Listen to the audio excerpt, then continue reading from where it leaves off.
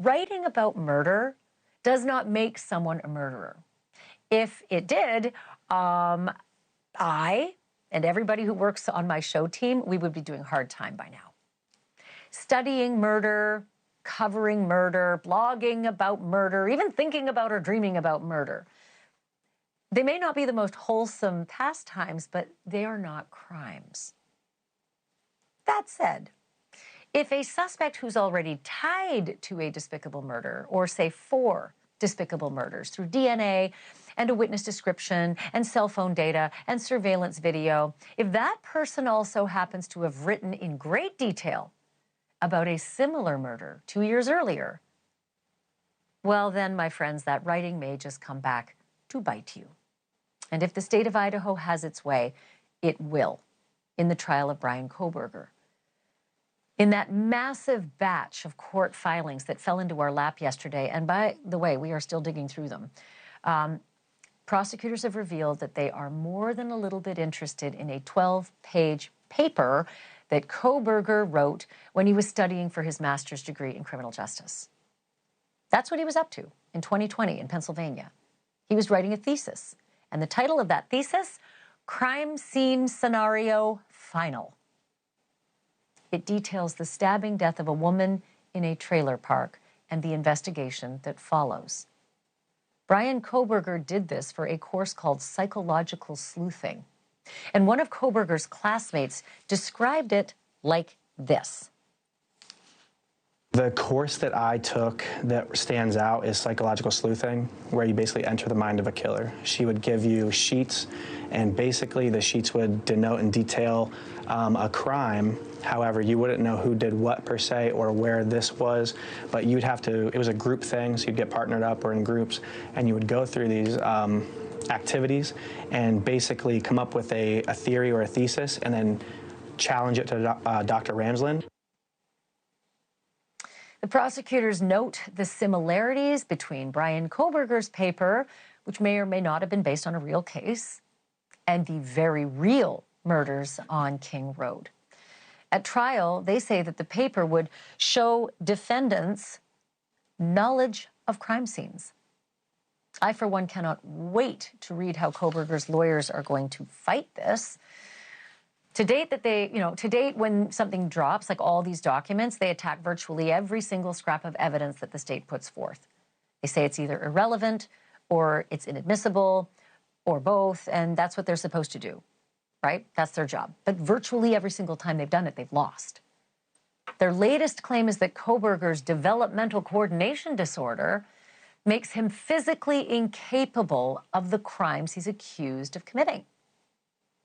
But tonight, we know that a fitness app that he subscribed to recorded him running a mile in, are you ready?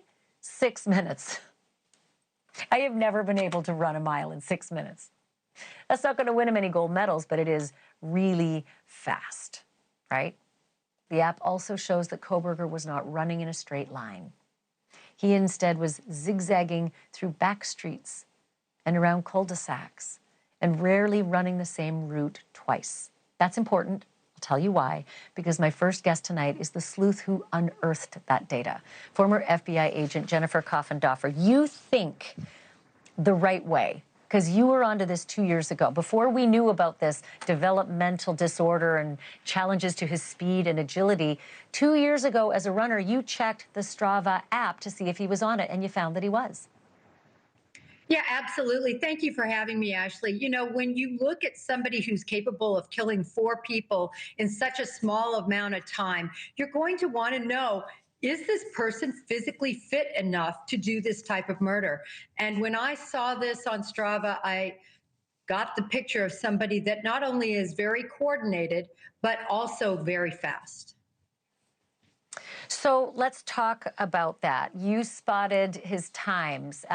I saw 6 minutes-ish. Did you see like under 6 minutes? And tell me what that, like you went through the training with the FBI. Your top agents, could they run that?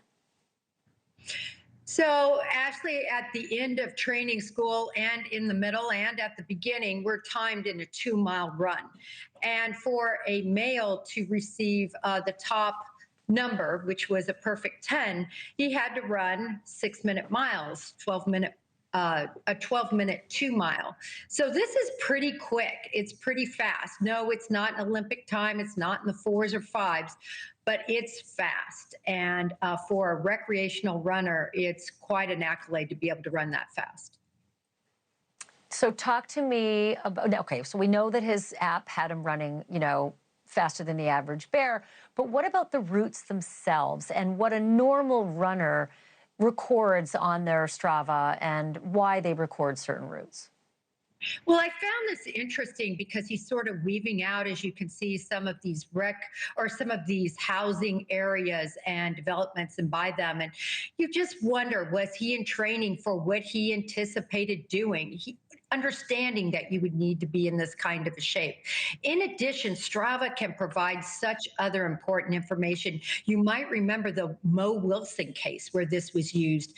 Her killer actually tracked her and found out where she was. So this is an app that can be used to figure out where people were.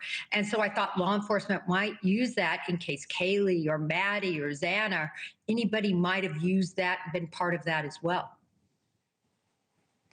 So super fascinating that his patterns had him going up cul-de-sacs and back streets, because I started to wonder if maybe he was casing houses or looking, if he's guilty of this, was he casing houses or looking for targets before he came upon 1122 King Road? Because I think you found that much of his running was happening very late at night, like around midnight.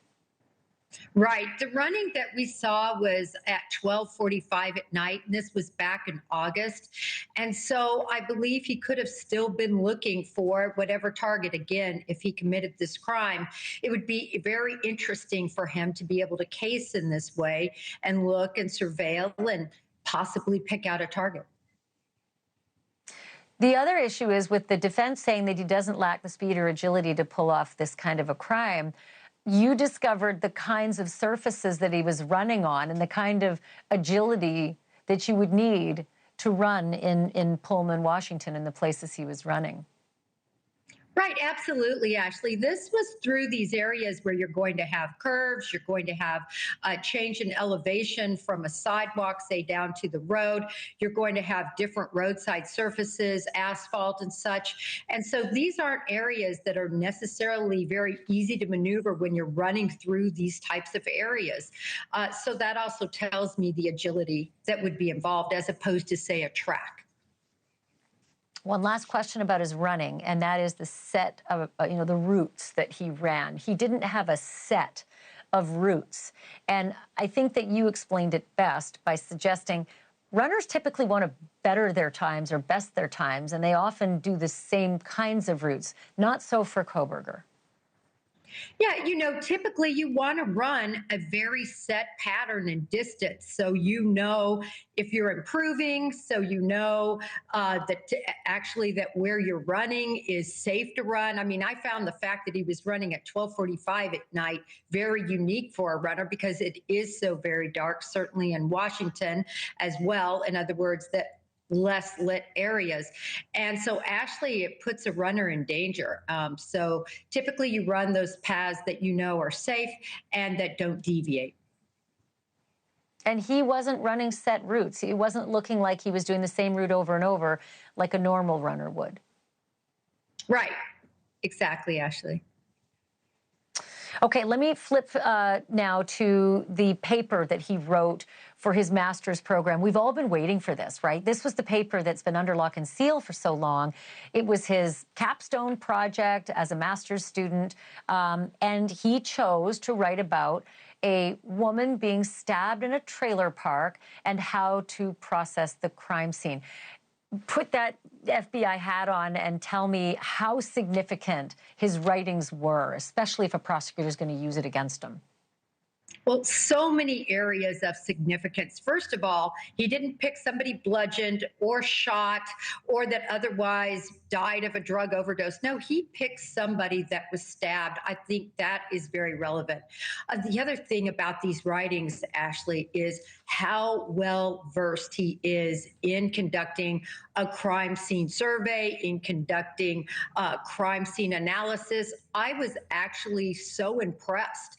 I mean, this is exactly what they teach us at Quantico. I also went through the Federal Law Enforcement Training Center and so much other training on crime scene.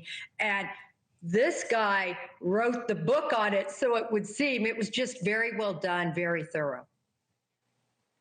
A+, I think, right? You got an A+ on this paper, and included all the things. What's that? That's what I would have given him. I don't know what he scored. Oh, that's what you gave him. Okay, so, but let's go through some of the things that he was savvy about in terms of processing this crime scene. Netting to make sure that you don't leave any fibers behind, booties, gloves, coveralls, and something, is it called Locard's theory? What did you find there? Right. So a couple of things. First of all, the booties he mentions and even the coveralls, he specifically says fiber free. So that means non-shedding. And that was very interesting that he put that in there, that little detail. So he already knew the importance of not wearing anything that would shed and leave behind, because he knows about Locard's theory of exchange, which means wherever you go, when you go into a crime scene, you leave part of yourself behind and you take part of that crime scene with you. He stresses in this paper how important it is not to leave fingerprints, to make sure you're gloved. He even talks about, Ashleigh, that hair netting.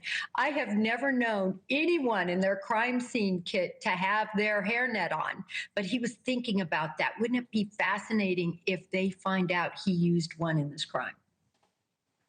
Well, I don't know if they'll ever find that, because if they think he wore a balaclava, I don't think they've found a balaclava. I haven't seen it on a manifest after a subpoena in any case. Oh, Coffindoffer, you're so good at this. I thought it was interesting when you thought about the Strava 2 years ago, but when the defense said that he wasn't strong enough with his motor skills to pull this off, man, that just like, it blew up. That was just huge. Thank you so much for doing this and for sharing all that information. Thank you, Ashleigh. Thank you so much. Jennifer Coffindoffer joining us tonight, not the last time either.